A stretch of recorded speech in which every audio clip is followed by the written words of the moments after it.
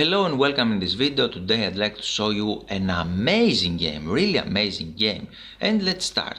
With white we have Jan Timman, and with black he played c5, the Sicilian defense, Loek van Wely.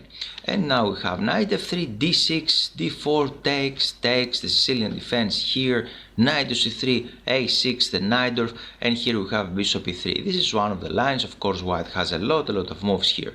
Knight c6, and here white played h3, the Fischer move. The idea is to play g4 and start attacking in the king side, right? And here I'd like to share you a funny story. Two players had this position, and white player played this one, rook to g1. This is another Fischer line with the idea again to play g4, right? And the player with black wasn't sitting in his chair, he was around, and at some moment he realized that his claw was pressed. And he sits down again in his chair and he starts searching what my opponent played here. He didn't realize the move. It's very weird move like that, right? We can play a lot of other moves like this, bishop e2, queen d2, f3. We have a lot of moves, but rook to g1 is very tricky one. And if you like to shock your opponent, you can hit that move, you can play this move. But in any case, let's return here. He played h3, and now we have e6, the 7-Indian setup. Try to control the center easily, to control all of these squares with the pawns. And now we have g4, bishop to e7 development, bishop g2, h6, f4, gaining more space. And black played this one in order to stop or delay a little bit this g5 idea. But okay, we have this one, queen c7, short castling, knight takes, queen takes, and now e5. Do you like the content? Subscribe in the video and turn on the notification bell. e5 is a very nice move by black, because he would like to destroy white center, and after that to create a strong square on e4. On e5, maybe he can occupy it later with his own knight. This is the idea. So we have queen here, pawn takes, rook takes, black, the game continued here. We have bishop to e6, rook a f1, everything is normal, right? And now we have short castling, and you can see both sides have pros and cons. For example, black can retreat the knight here on e5, white is controlling d5 square, white maybe he can push e5 later. We have some activity. You can see the battery here, maybe the rook can retreat here and capture on h6, creating an attack. We have a lot of different ideas, right? But here, this is why I'm showing you this game, because Timman played a fantastic move, Hey, do you like the content? Now it's time to click the thumbs up button. Can you guess his move actually? Computers don't agree 100%, but it's very difficult to play against that. He played rook takes f6. Okay, he can retake that with the bishop, right? But now here it comes, he captured again on f6, he captured another minor piece, and after pawn takes he would like to create a very strong army here in the king side and attack in the dark squares. You see, he is dominating the dark squares, and the rooks cannot really protect black on dark squares. And now he didn't capture immediately on h6 because he would like to bring the queen there. For that reason he played queen here on f2, and now maybe he can capture immediately there, and after that capture with the bishop to create the checkmate attack on g7. This is his idea.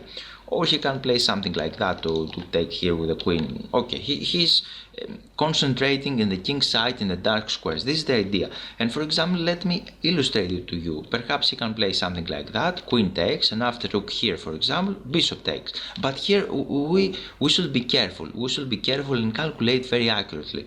Bishop takes on h6 is the best move or not? What do you think? You can pause the video and try to think. Can we take here with bishop? And the real answer is no, we should not take immediately, because we are threatening checkmate in one move, of course, but now he has a check here, attacking the king, win a little more time, and after that he has the amazing defense with he's protecting this with the queen, so we cannot give the checkmate with the queen there. Everything is just fine for black, and for that reason we have to do something else here. And it's white's turn. What are you going to do here with white? It's not so difficult, and we should play first of all knight to d5, attacking the queen, right? We are threatening things like that, we're threatening this and checkmate, we're threatening a lot of things. But the main idea here is after bishop takes, we can take now with the bishop on h6. And what was the difference, right? Why he did that? Because after this check and king h1, you can see now the line is blocked. He cannot put the queen on e5 because this bishop is here on d5. This is how the tactics are working, and I'm working on a tactical course. I'd like to mention that. I'll try to publish it after some months because I'm collecting materials. I find amazing games like this one and stay focused in order to know about that. It's right time to subscribe in the channel, right, to see the future notifications. And now after knight to d5, as we mentioned, is the best move. So during the game he didn't play rook ac8, this move, but he tried to protect himself with king to g7, right? It looks very natural because now he's protecting this queen takes on f6. And now it's white's turn again, and white played an amazing move. With the same idea again, he played this amazing move e5, tried to block this fifth rank. This is the idea. And now we have pawn takes, and now another shocking move. Another shocking move. It's the only move here. You can pause the video and try to think. It's a difficult question, but you can try. And here the best move is bishop takes on f6, attacking the king and rook, securing the king.